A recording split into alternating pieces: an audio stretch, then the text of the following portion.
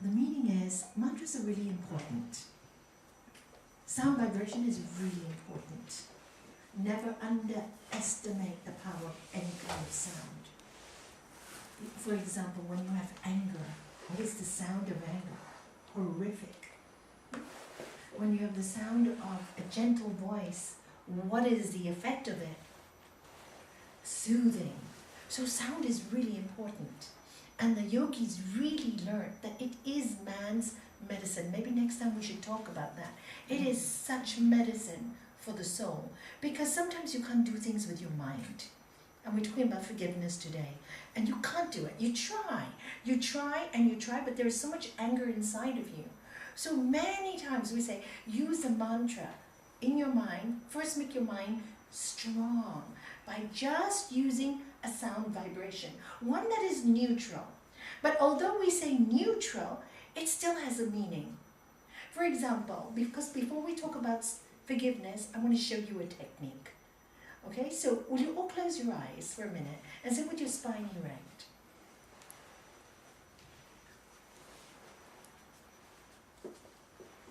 Take a slow, deep breath and listen to the sound the breath makes. And breathe out slowly and listen to the sound the breath makes. In the beginning, there was the Word, and the Word was with God, and the Word was God. Bible, also all the Hindu scriptures. So in the beginning, there was the sound. And so we are all created out of light and sound. The first two creations. So whenever we get lost in the world, if we can go back to light and to sound, we can feel like something steadying in us, something powerful happening to us. So we'll go back to the breathing now. And many of the yogis, they heard this first sound. And the sound was their breath, the very first breath. As you breathe in, so feel it. As you breathe out, hum. It's the natural sound of your breath. Breathing in and breathing out. Now for the next few seconds, I'd like you to just breathe in and hear the so, and as you breathe out, hear the hum.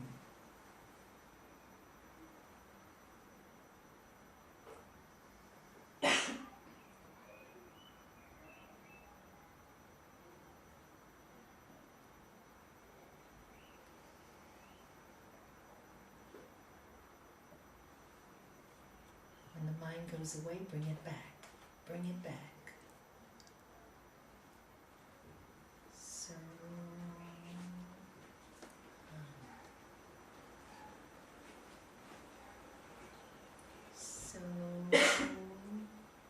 hum.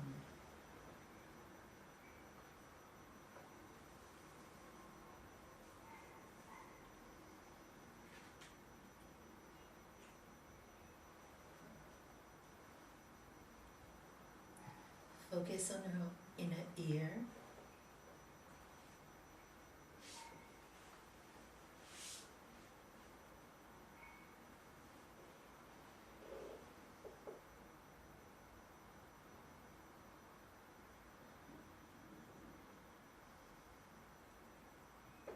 Bring the attention within again, as the mind likes to move everywhere. Bring it back into so.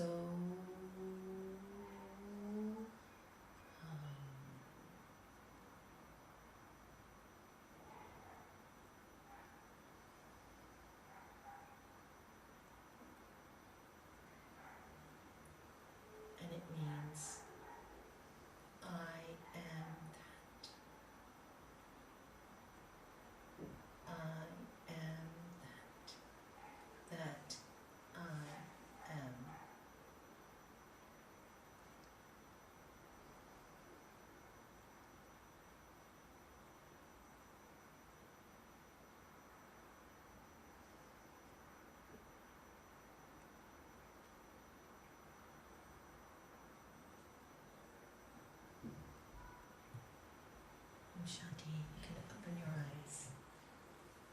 So when the mind goes everywhere, try and use this mantra. It's a mantra, very simple mantra, and it's a natural one that works with the vibration of the universe. Because in the beginning there was light. I mean, that's a scientific fact. And there was sound. That is a scientific fact. So we came from light and sound. Ultimately, everything that we need from healing can come from light and sound. And there's an additional thing. All the yogis speak about God as the Lord of love.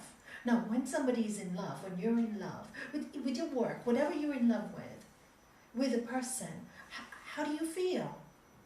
Light. How do you look? Bright. So there's the clue. Love gives you the light and makes you bright. And the other clue is you are out from sound. So if your mind is going crazy, go back to where you were created. This is involution. If we look out to the world and we try to find reasons why this shouldn't have happened, and why was I hurt by this person, and why did this happen to me, we will never get the answer we want. It has happened. But you will never find peace if you keep asking the same question, or keep going with the same anger for years and years and years and years. Where will peace come? You will never find peace. So when you kind of remember, okay, I can do nothing to change this. Nothing. So the only thing I have to do is let go. But the mind doesn't want to let go. So then you use the help of light and sound. Go back. Where did I come from? I'm light. If I'm light, this body is temporary, correct? I can transform, but when I'm in light, it makes me stronger. So I need to focus on love. I need to focus on that does not make me feel angry. Because anger is darkness, isn't it? When you're angry and when you don't forgive, you live with an inner anger. You have to forgive. No matter how bad something is, your only way to freedom is to let it go. And it's not easy to do. It's one of the hardest things to do on this earth. Because you feel that it's unjustified. It's unjustified. How could this person do it to me? You know, people tell me, but all I did is love this one and do everything for them. How could they react this way? And I go, guess what? This is the way of the world. But it took me a long time to learn that. It took me a lot of anger in me to find that. And today I thank the person, really thank the person who hurt me so much and put me in so much pain that I had to find my peace. Without that person, I would not be here today. So you kind of really start to see, when you start to see the truth, then you are able to forgive. If you can't see the truth, you cannot forgive. We were saying that earlier. You really have to go through the pain to see the light. Unless you're brought up by spiritual parents, it's very hard. And nowadays there are many people who are brought up with no values at all. And they're so lost. That's why there's so many kids committing suicide today, because there's nothing to hold on to. No strength. They don't know where they belong. They know this world is transient, so let's commit suicide. Because they have nowhere else to go. There is no place to go. There's nowhere to find peace. And they cannot live with this anger and this disease when they come from broken homes. And so many commit suicide because of that. But if you have a strong grip on your spirit and realize that you come from light and you come from sound, that's the very cause of you being here. And coming into earth, onto earth, is for the experience of it. It's for the experience and the learning. It's a human journey. Can you imagine if you were light and sound? What would you do? Just be light and sound. Nothing else to do. You know, many people go, oh, Nalanie, I want to absorb into the self. Yeah? Then there's no more you.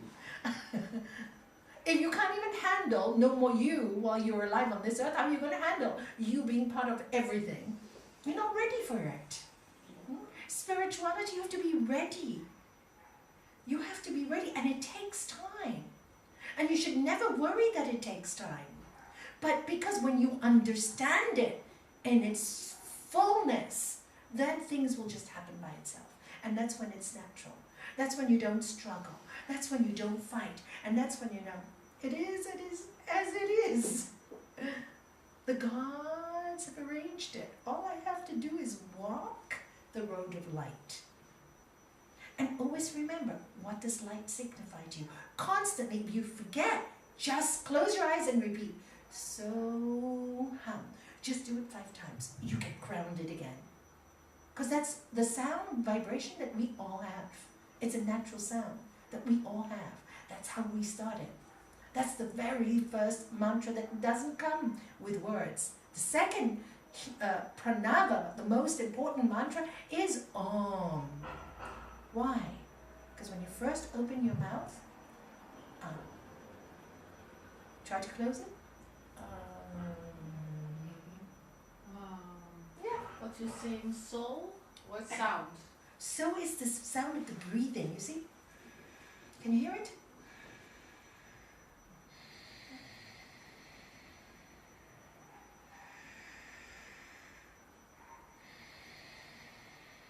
That's without opening the mouth. It's the natural sound. Now if you do it, if you go home and do this, it's really quite incredible. It really is quite lovely. Go home. All you need is 5 minutes on your own. Light a candle. Have a little room in darkness. And just listen. Just listen. Don't try to do the so and don't try to do the hum. Just listen to the breath as it goes in. And you can breathe in loudly so you can really focus on the breath. And you do that for 5 minutes. You'll have such a feeling of solidity. And that's just 5 minutes. And that's the magic of the natural vibration. It just brings you back. Of course, we have many other mantras for different things. For different growth. Like, for example, we do the Om Triambagam for healing. We do the Gayatri mantra for awakening the energies. These are sounds that the yogis heard. They heard the vibration. How is music made? How do people like Beethoven, Mozart, all these people born deaf and blind create music? How do they hear it? Vibration. So every vibration has a sound. So if you're finding it difficult, because many people say, no, I can't forgive, it's too hard, and I can really understand. So I said, okay, so let's make yourself strong first. Make yourself strong. Do all the things to make yourself strong. Try to love more. Try to be in the light more. Walk a lot. Meditate a lot. Study a lot. Read a lot. Fix the light in your life first. When you get strong, then your soul will want the peace so much that it'll say, you know what? I've had enough of this anger. And then you are able to do it. The moment you say to yourself, I'm done with this anger, all the gods will come and help you. Why? Because they live within you. The vibration has changed. Because finally you're surrendering.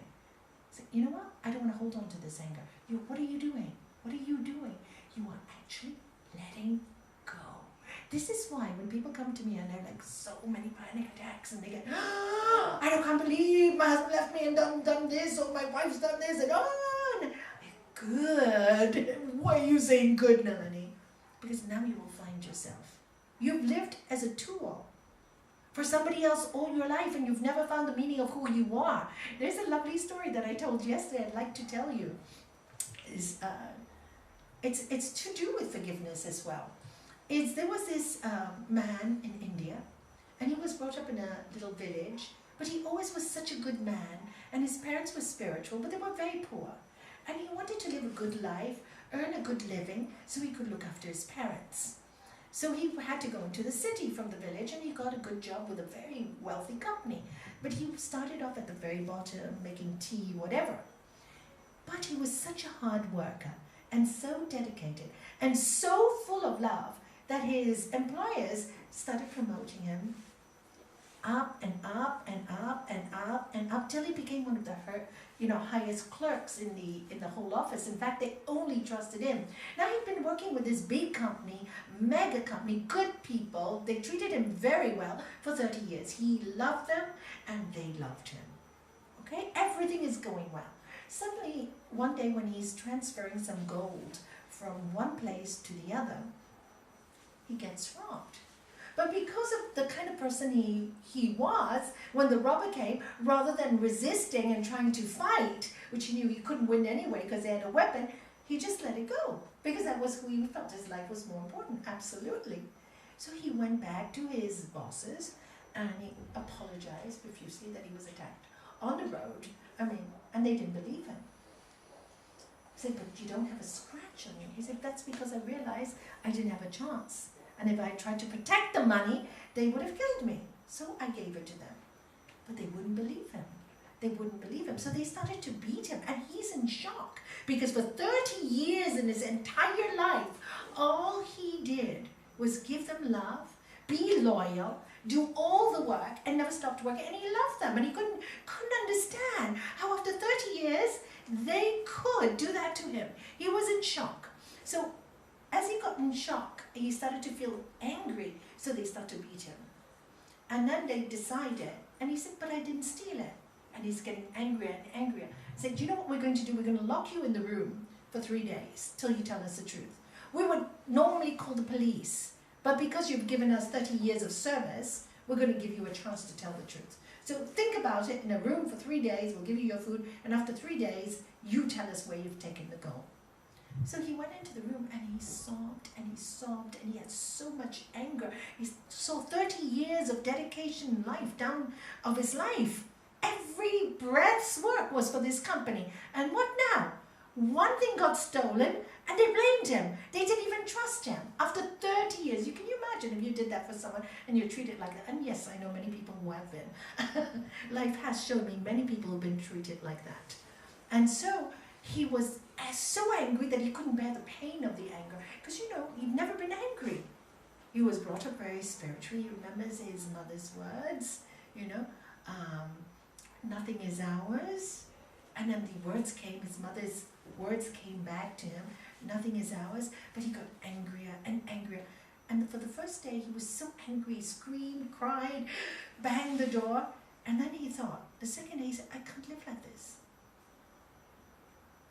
Cannot live with this anger. It's destroying me. And he let go. He let go of the pain. He said, I don't want this pain anymore. I don't want these owners anymore. I don't want the job. I don't even want to fight for it anymore. I have no desire for any of it anymore. I want to find out what this world is all about. I want to understand something more substantial, something more meaningful. This is do for the world, and in the end, I'm dumped. There must be more to my life. His mother's words kept coming back. Seek the highest. Seek the highest. So in the second day, he had the realization to the pain of anger. And the third day, he realized that he had to forgive his owners. Because if he did, he'd carry the anger. And he didn't want to carry that after giving 30 years of his life. He didn't want to carry more years. So he had that realization also. Again, gift from his mother, who told him as a child, you must always forgive. You must always let go and trust in the highest plan. So what happened was, the third day, they opened the door and the owners had realized, they talked about it for 3 days and they realized they were wrong. They were wrong. That really his record was so unblemished that they had done wrong to him. So they opened the door and they said, look, we have realized, we're really sorry. We will give you compensation for the 3 days. We will look after you. We'll give you all. He said, no, I've really forgiven you. I have to forgive you. I have to forgive you. If I don't forgive you, I will be in pain. The pain I felt for the first 24 hours, I cannot deal with that. So thank you very much, but I am not attached to this job or this business. Enjoy your life, and I am off to find the truth. So he did The pain got him into the realization, got him into finding himself. So then he went to Benares, which was a holy city, and he left everything behind, took no money, took nothing, because he was so disillusioned. You know how when you get disillusioned, you just don't want anything? Nothing means anything. You just want to drop everything and give everything away at that point. So that's what he did. He didn't have a family because he dedicated his life to his employers. Had nothing. So what's the money going to do for him? The pain was the worst thing he'd experienced. So he went to Benares, and none of the ashrams would take him because nobody had recommended him. And then while he was bathing in the Ganges and really praying, I want to know the truth. I really want to know peace. I really want to know peace. Because although I've forgiven, I still have a lot of pain. You see, even when you forgive, the pain still stays for a long time. Doesn't go away just like that. You have to learn to live accepting pain for Raj Yogis. Accepting pain for purification. Yes. Accepting pain for purification. So he still had the pain. So he had to learn to accept that pain. He let go of the anger, but he had the pain. So while he was bathing in the Ganges and praying, one of the uncles of this wealthy family that he was working with was a very spiritual fella, and he was in the Ganges, and he saw him and he recognized him. What are you doing here? Aren't you working with my nephews? And then he told the man his story, and the uncle felt so sorry for him. He said, you know, I have a wonderful guru here called Swami Krishnananda, and let me take you to him because he will answer all your questions. So he took this male servant to Krishnananda. He studied there for a few years, and then he became wholly enlightened. He himself became a teacher and lived in joy for the rest of his life. So the story is to tell you, sometimes when we are going through a painful process, there's a lot of anger in it. We feel it's impossible to forgive. But if you don't forgive, you will never be free. And that's what you have to keep telling yourself. Somebody has already caused me pain, and I have been in pain for so long. They've gone and done what they want, and they're perfectly happy. And why am I holding more pain? Who's the fool?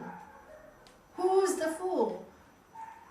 Somebody hurts you and you still carry it for another 10, 20 years. It's already been done. It's over. You need to let it go. So the first step is to let it go. Second step is to know you need to forgive. And the third step, patience.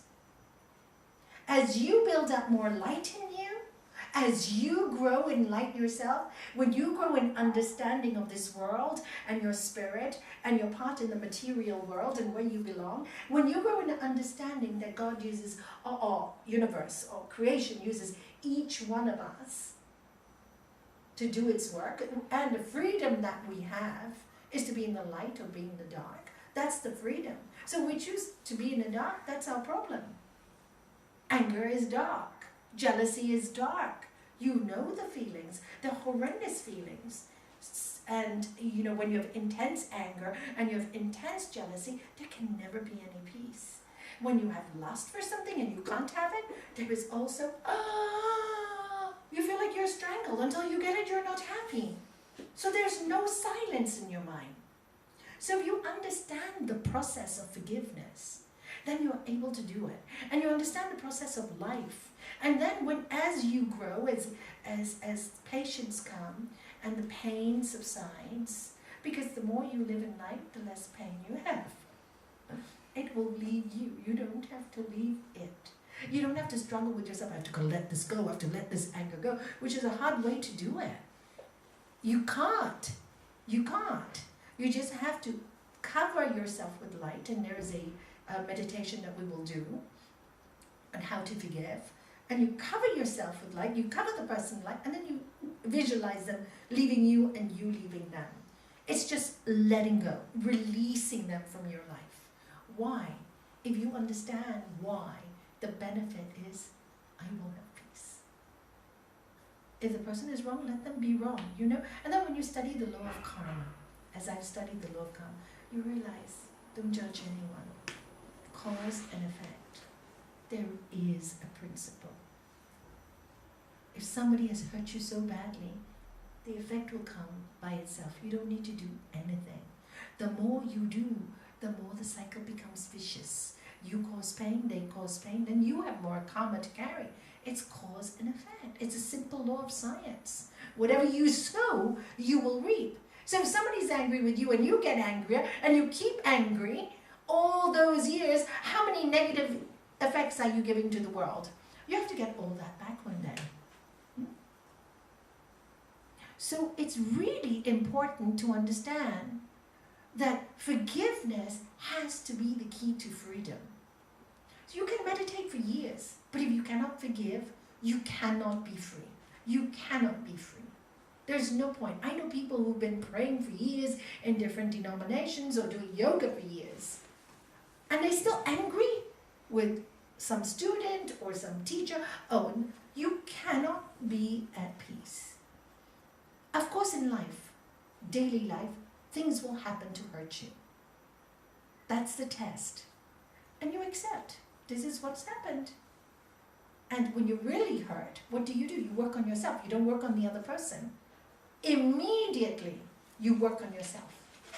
I don't want to carry this anger, so I'm going to stay up the whole night using mantras, meditating, so I can let go.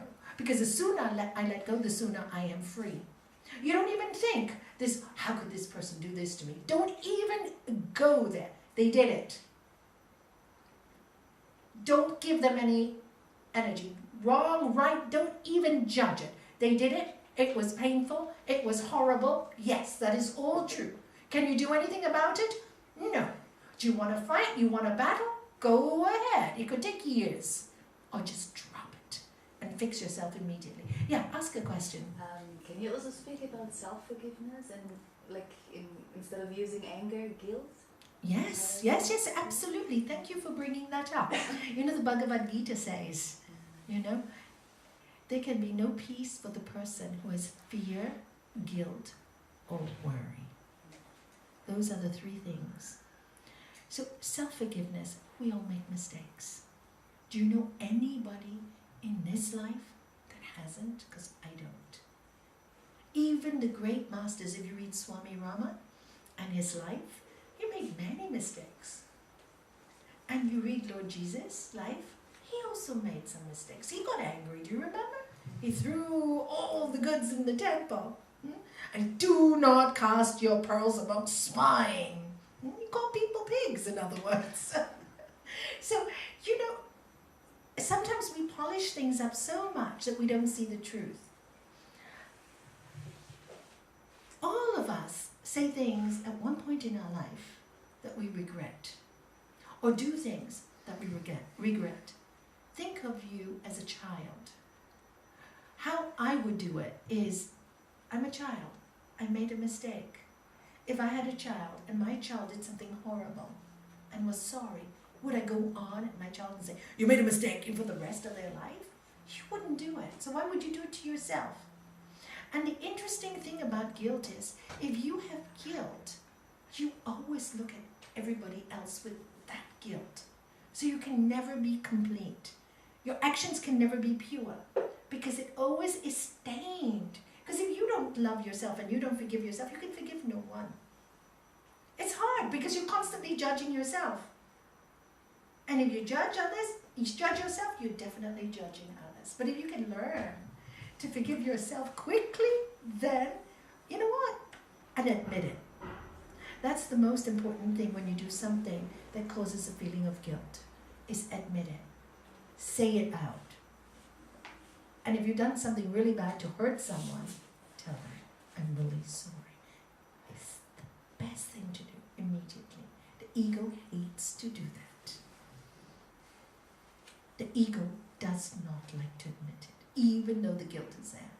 But you need to get it out. But otherwise it stays in your soul forever. It's like eating food that is spoiled. If you don't throw it out, or if you don't have diarrhea, it stays in your body. And it can cause parasites and make you really, really ill. And this is, of course, a lot of illness today. A lot of people have foods and they take an Imodium and they don't allow all They take it so quickly that the poison is not allowed out of the body. Sooner or later, we have Dr. Yovanke, I'm sure she will tell you more than I can about these things. So what happens later in your body, it turns into poison or parasites because you don't let it out. Same with the mind. So you do something wrong that you feel guilty about in your life. You have to understand at that point in your life, it was just the way you were. It's just the way you were. It's what you really believed was okay at that point. You are no longer like this. You know what you did was incorrect. Carrying guilt does nothing for you. It makes you feel like you're never good enough. You know, I always say, when a person carries a lot of guilt, the way to forgive yourself is do a lot of good deeds. A lot of good deeds. Rather than pull yourself down and blame yourself, do something good. And say, this is to pay for the horrible deed I did, I'm doing something good. And every time you do one less karma to face, because I'm doing something good to the world now. You do that. You see the amazing gift of doing that. Instead of feeling, oh God, how am I going to get rid of this? I'm going to do a good deed every single day. And you make a promise. You make a promise. And you see, if you do something for 30 days, for example, I'm going to feed the poor for 30 days, and you do it for 30 days, to repay that guilt, you free yourself from the guilt. It's really quite easy to do. So use positive things. Use the light again. Always use good deeds to counteract the negative in your life. And then you like yourself. If you like yourself, you realize you're really not a bad person. When you realize you're really not a person because you're really light, then what will you do? You will start to do more light things, and then you realize you'll forgive yourself easily. I was a silly girl. What could I do? I was young and foolish, and I did this horrible thing. And you do that, and you do it naturally. And there's no struggle anymore, because you've understood that all of us deserve to be forgiven. All of us. Every single one of us deserves to be forgiven. And this is why I always quote this one. You must have heard me hear me say it 1,000 times. Is like when Peter asked Lord Jesus, how many times should we forgive? He said 70 times 7. Does not our Father in heaven forgive us more each day? So it's so normal, you see, to make mistakes. The problem is, if you make a mistake and you do something really hurtful, and you repeat it. Now that is foolish. This is why they say when a spiritual person knows the truth and does something to hurt somebody else, be careful. Your karma is 7 times worse. Why? Because you know. So there is the intention. The intention is ego, and intention is bad because you know the truth and you work against the truth. If you don't know, anything is forgiven. Like children. You forgive children because they know. They don't know. But when they know better, what do you say? You should know better. I have told you this and you've done it again. This is wrong. Because they should know better. And that's when you keep doing the same thing, then there is a pattern, then nobody will trust you anyway. Because if you keep saying, I'm getting better and better, and you keep repeating the same actions, you'll go, well, you can say it with your mouth, but you're not walking your talk. Human beings are smart. So whatever guilt you've suffered, you're definitely walking your talk, so you can drop it now. Or anybody you know that holds the guilt, tell them to drop it now.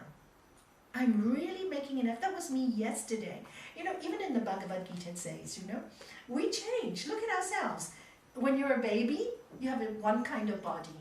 And then you become a toddler, you have another kind of body. Then you become a teenager, you have another kind of body. Then you become an adult, you have another body. And then you become an old person, you're a totally different body. So in one lifetime, how many bodies, how much your body changes. So, same with your personality, same with your emotions, same with your soul. As you progress, who you are now maybe isn't the same person you were 10 years ago. I certainly don't recognize myself 25 years ago. I look at my diaries and I have words like, I hate this one, and I look at it and I go, oh, is that me? Oh my God, I was a monster. And I thought I was good then. was a good person then. Wow. I didn't realize I wasn't. So you really, that's why I always say keep spiritual diaries. And then you really, when you look back 5 years and you go, oh my God, I'm not that person anymore. Why? Because who are we all? Light, like I said. We're beings of love. That's why we're happy when we love. That's why we're happy when we're joyful. And that's why we're happy when we work in communication with each other, when we feel this family spirit. Because that's who we are. Anger, guilt takes us away from this. Worry takes us away from this. Always worried. When's next money coming? When's this coming? When's this coming? When's this going to happen? Do you know, whether you worry or not, things are going to happen as they're going to happen. So why worry? I love that song, Don't Worry. You know it? Be happy. And you know, it's funny. When I went to Gurudev's house, you know, somebody gave him a little, you know, in one time they had these animals that would sing as soon as you passed them. And he had this, as soon as I walked into his house to see him, this is in Virginia, because he asked me to come and have tea with him. I walked in and the first thing this fish said was, don't worry, be happy. And he said, you see, Nalanie, that's the secret of life. It's that simple. We have the same one. Do you, the fish? Very funny. It's very cute, isn't it? It's really cute. Well, he loved gadgets, my guru. He did. He was a gadget person. So people always gave him gadgets as gifts. So, you know, he was great with cars and engines, and he could fix any car. You know, he was a very practical person too. And this is why I think I loved him, because he realized we have to live in the world. You know, one time I remember I went to the ashram, and you read all these books, and, you know, you have to meditate, and the mosquitoes come, and people learn to, detach from that. So one time I was in the ashram when he was alive, and I'm out in the forest kind of place, and I start meditating. And all the mosquitoes are coming, and do I meditate? I'm a city girl, right?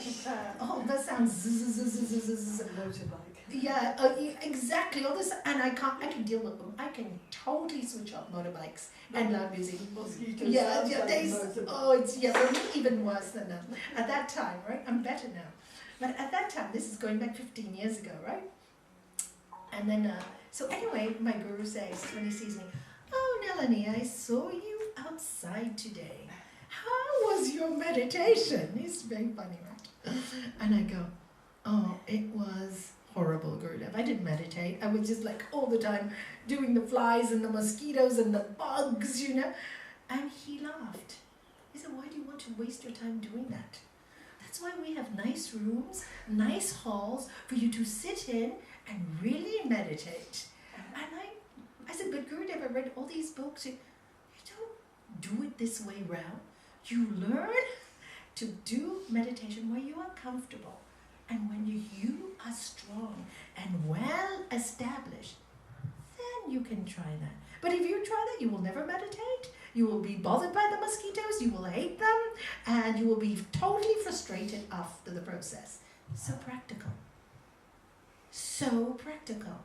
And I remember once I told him when he came to Gibraltar, I was so grateful for this, because many times when we go into spirituality, we think we have to look a certain way or be a certain way. And really, he said, you just have to live a good life, whatever job you've been given, practically. As Buddha says, before enlightenment, chopping wood, collecting water. After enlightenment, what? Chopping wood, collecting water. You're doing the same thing, totally differently. Totally, because your mind's in a different place. So maybe you're complaining, and I remember meeting in Barcelona when I was talking there once. I had a translator, and he was a yoga teacher too. So after he translated for me, I thanked him, and I said to him, what brought you to yoga? He said, I was a fireman, and I hated my job. I was never happy. I was always complaining. So I was so unhappy. So I started yoga, and I saw my life changing, and I studied all the philosophies, and every day started to love more. So I said, what are you doing now? Are you translating? Is that what you do? He said, no, I'm a fireman. With a difference now. So I love being a fireman. You know how many lives I can save here in Barcelona? And then I told him, I said, oh, you see, that's what I read. Like Buddha says, before enlightenment, chopping wood, collecting water. After enlightenment, collecting wood. Chopping wood, collecting water. And he really was a human example for me, so I never forget him. And I said, I'm going to use you in all my talks. And he said, go ahead. And I still do today, because when you see it visually, in an ordinary human being who was so elevated, for me, he wasn't ordinary because he was elevated. Even the way he translated me was perfect. And when I go, yes, he would go, yes. Miguel also did the same. You know, when you have good translators, you know that they're working on a higher energy field, and you can feel them, because at that point, I don't know if any of you have done translation work in spirituality, but it's quite something. The translator loses identity, I lose my identity, and we just connect. And it's really quite an incredible feeling when you get a good translator, and it's quite an incredible feeling when you get a bad one. Which happened to me at the university in Beijing in Portugal. I had a university full of students, and I could sense they were not getting it. So, and to translate, I just could sense, when somebody's not, there wasn't that just oneness, it was a disconnect, because that person translated didn't know much about spirituality, so he wasn't translating literally, but he couldn't get the feeling. So I could see, there was one student, Rosa, who invited me to the university to speak, and she could feel, and I said, come up.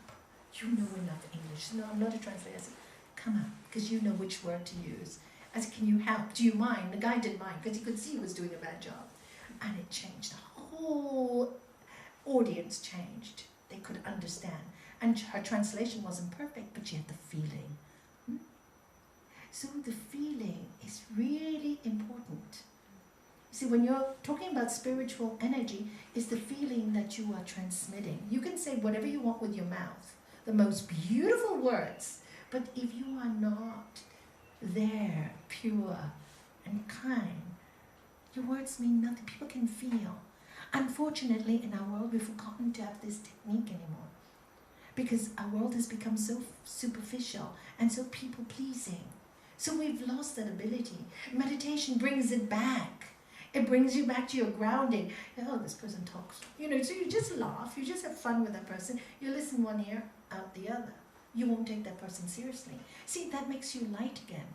Otherwise, if you're so wrapped in the world, you take everything seriously. You go home frustrated all the time. So this is why it's so important to continuously work on yourself. Think your work is with yourself, not with other people, because you are responsible for your actions and your reactions. No matter what other people do, they are responsible for their action and their reaction. So if they hurt you so bad, you don't have to worry about their reaction. Don't include their reaction to yourself by bringing up more anger and doing more negative things. Because now what you've done is you've been hurt, and you're increasing hurt on yourself, and you're inflicting more pain on yourself. When you truly understand that, you will not want to cause yourself pain. You have to forgive yourself, and you have to forgive those people around you, whether you like it or not, because you want to be free. And I tell you, freedom is the most important thing on this earth. It's so important, because when you're free, you're in light. You're in light. And when you're in light, you're connected. You feel connected. How do you know? It's not what the words say. It's your heart, what it feels. Le Petit Prince, right? Did you all read that book? Look, I just read it now on my holiday again after many, many years. The Little Prince. Yeah, it's a beautiful, it's a very thin book. And the writer was from the south of France. And the place where I went on a holiday happened to be there. And Les happened to bring the book to read there, so it was not a coincidence. And everywhere you see his words, and the author writes, it's not what your eyes can see, but what your heart feels that has any meaning in your life. So learn, and it's the absolute truth. Your heart knows. You know. You know when you're blocked. You know when you're moving. Use your ability to stay in the light all the time. That is the freedom we have. And once you are so convinced that anger just brings you down, guilt brings you down, personal or otherwise. It just brings you down, and it serves no purpose in the world. Then you'll want to do everything to forgive yourself. And when you learn to forgive yourself, you can forgive anybody else. It's become so easy. Why? Because you have compassion. You've learned to forgive you. So you have compassion for anyone who has guilt in their heart. You realize they shouldn't live with guilt, that we're all children of God and that we're all divine. At least we're all children of the light. That's where we came from. In the beginning there was what? Light. And then sound. And then creation. And science also says the same thing. So that's the truth. And we all know that's the truth because we all know that this body is transient. And you just have to keep reminding yourself so that you want to stay in the light. Why do you want to stay in the light? Because when you stay in the light, God's plan is perfect. What does that mean? It's you're on a higher vibration. If you're on a higher vibration, you're in the law of attraction. So if you're in a loving mode, what will you attract? Loving. But it can't be pretense. It doesn't work. Because the vibration in you is what senses. So if you think, like when The Secret came out, right? Everybody was saying, oh, I'm going to be successful. But they were saying with their mouth. It was not, I'm going to do this for a bigger cause. It was a very selfish thing. Many people use it for self-gain. It was not a bigger cause. It was just fulfill more desires. And they were very disillusioned by this. So many people were disillusioned because it was just mouth. But when you really desire something, it will come to you. And that was the mantra that I started with. United with the source. So the word connects us with the source. What is the source? Nobody really knows because nobody can describe the source. So we give it the word God. My guru, he said at one talk, he said, God, turn it around. What do you get? Dog. So when you see a dog, there's God. There's God. It's everywhere. That's how you look at it. So, where, from which the yogis ever dwell. United with the source, on which the yogis ever dwell. Yogis, what does the word yoga mean? Anybody here can tell me. What does the word yoga mean? Union. And yoking onto what? Union with what? With the source. Constantly dwell on that. On which the yogis ever dwell. Ever. Remember, Om. And if you can't use the word Om or Soham, there's your answer. Grants desires and liberation. Grants desires. The Bible says the same. Seek ye God in all its righteousness, and then everything else will be added on to you. So when you're constantly dwelling in that source, it will grant you whatever you want. Whatever you want. But it has to be a want that is good for you and good for everyone around you. And if your want is that, it will grant you. And if your want is not that, and you still want something material, you will be granted it too, but you will be liberated from it. What does that mean? Because life itself will teach you that whatever you desire will one day go.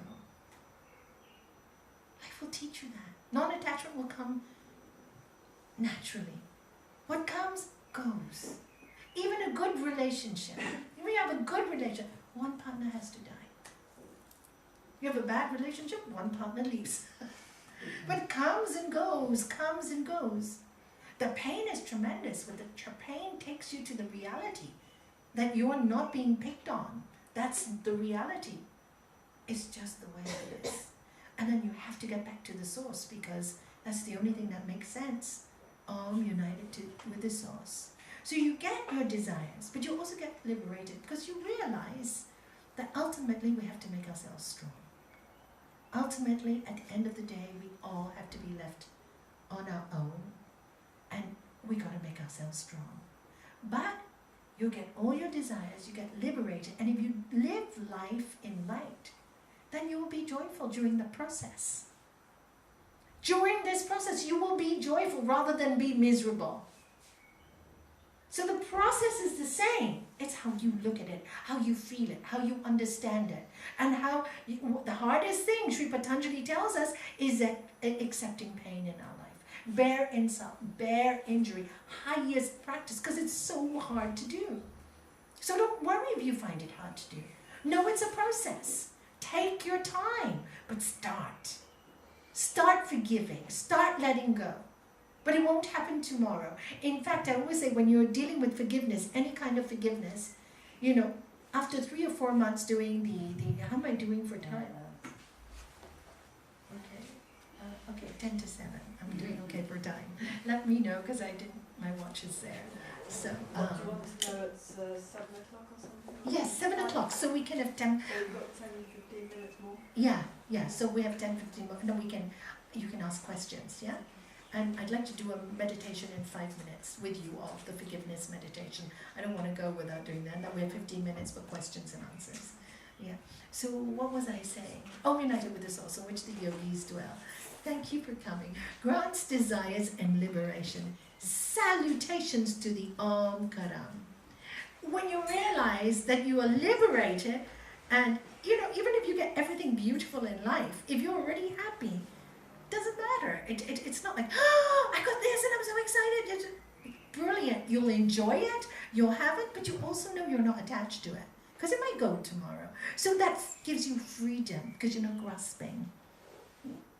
I think you were just saying about 3 or 4 months of Oh, thank you.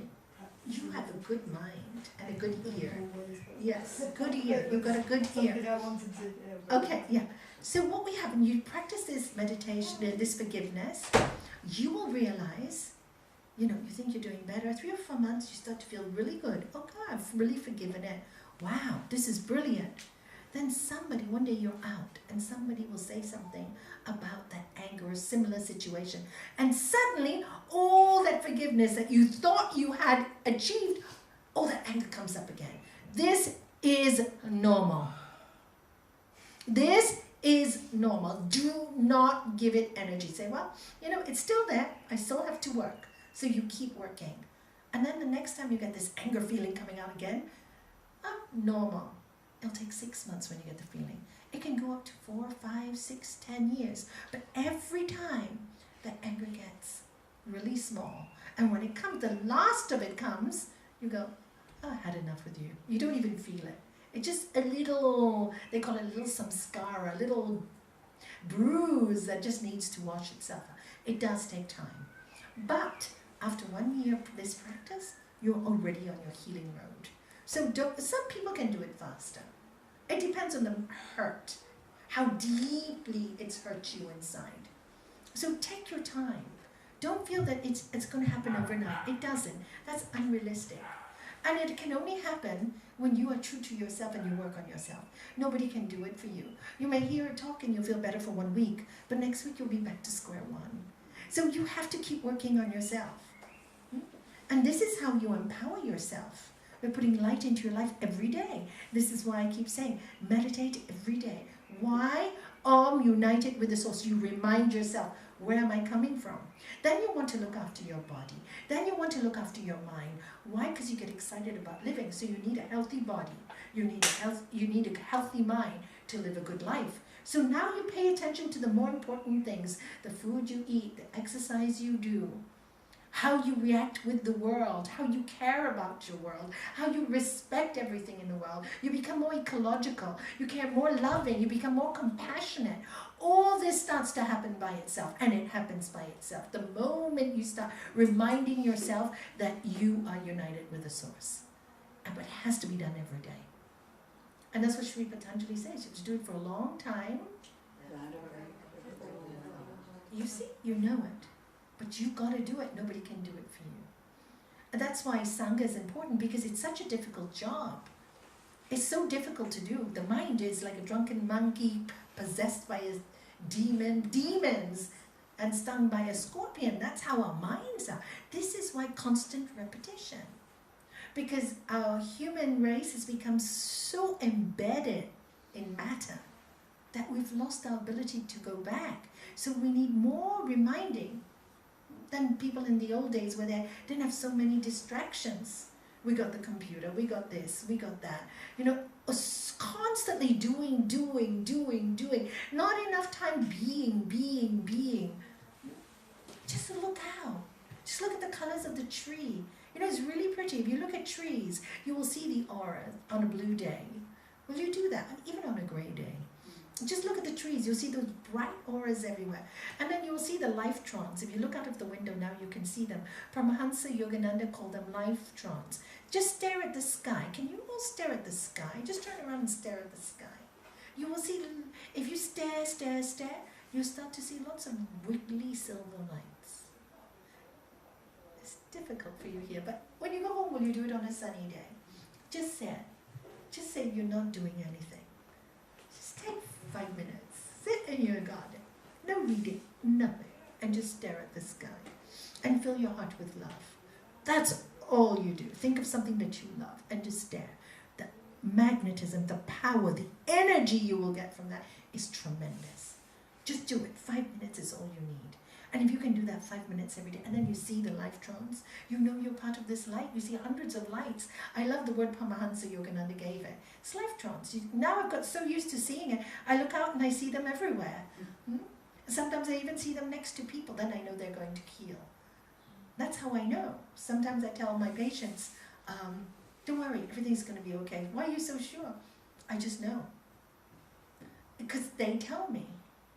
It's because all these energies are all there already for all of us. It's just that we've lost our ability, our telepathic ability, because we become so material. And what spirituality is going back to that gift of simplicity, that gift of love, that gift of joy. And when you're in that, you can see many more things. Because anger, fear, guilt stops it. It's like a cork on a bottle. It doesn't allow it to flow. So now we do a meditation. So you can all sit up.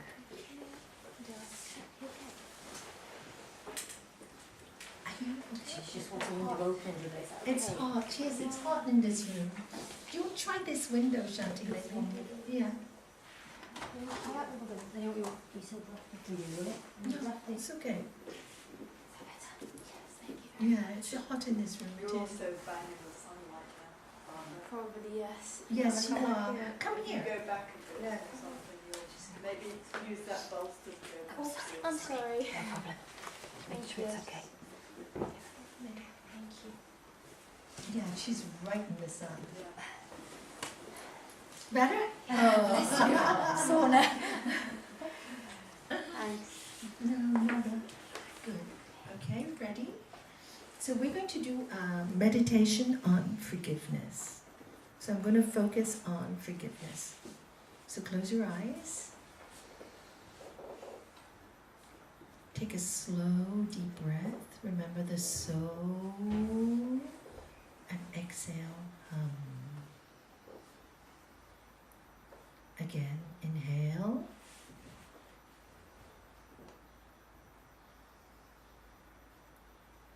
And exhale.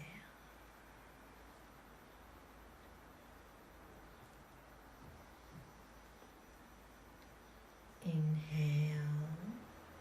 Make sure the exhalation is longer than the inhalation.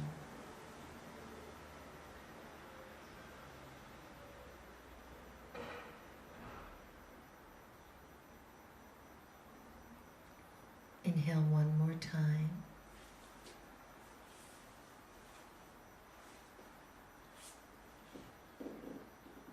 And exhale.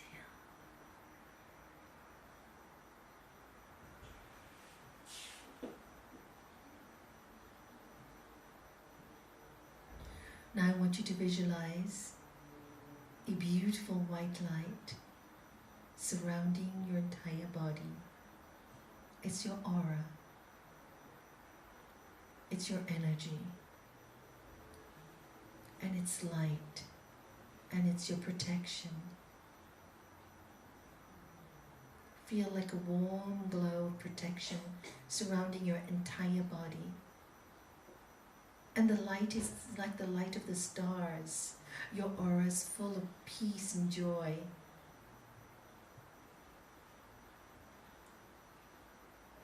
Now bring this beautiful star-like quality into your heart area. See the white light of the star. It's glowing in your heart. Now see yourself as you are dressed today, and see yourself inside this star, bathed in light, bathed in sound, and bathed in love.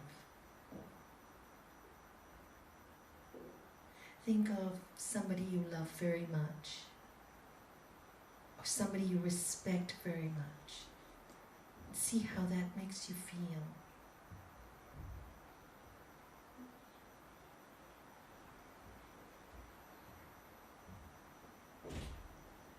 Now, bring the person or the circumstance in your life that has caused you a lot of pain, anger, frustration.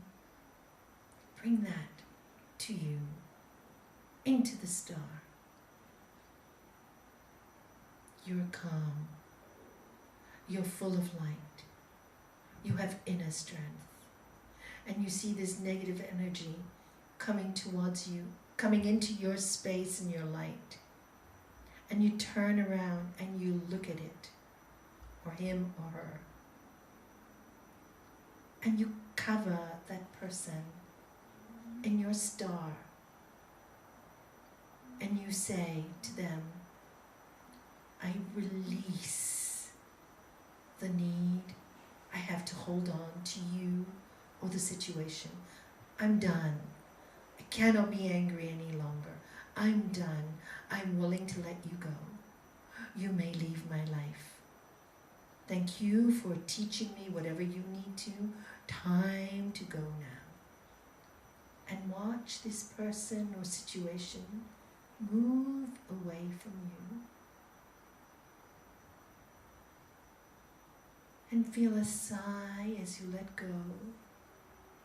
A sense of peace, and watch that walk away, and watch yourself smile as you walk away from it. And feel the sensation of being free. Feel it. By forgiving, by letting go, just by letting go, you have become free. See yourself with your hands in the air and saying, thank you. I'm grateful. I'm grateful. I'm free. I have no anger in me. See it. Feel how good it feels to let go.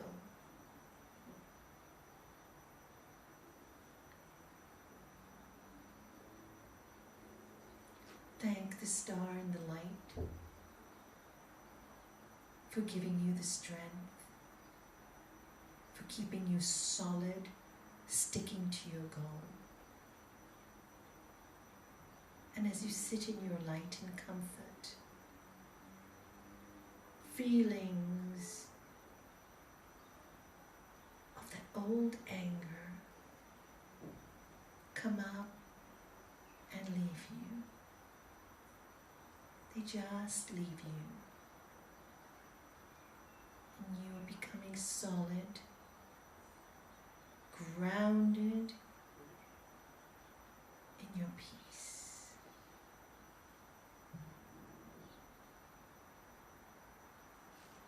Peace, Shanti. Peace, Shanti. Peace.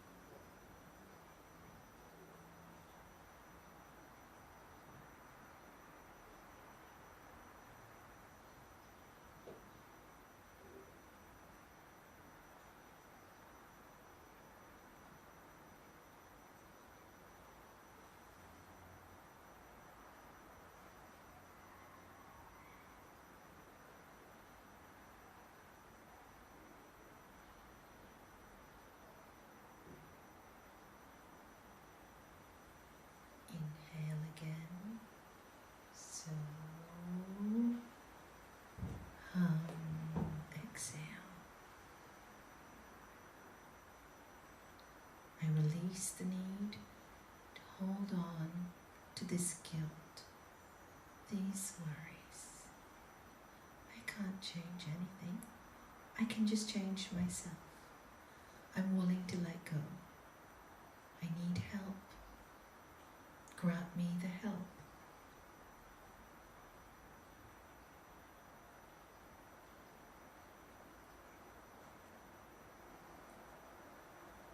When we finish a meditation, we always pray for the benefit of the world. Loka samasta sukhinu bhavantu. May the entire universe be filled with peace and joy, love and light. May my own mind be filled with peace and joy, love and light. May I have the ability to let go of things that hurt and cause pain. May I be blessed with the gift of forgiveness. May all be blessed with the gift of forgiveness. Om Shanti, Shanti, Shanti.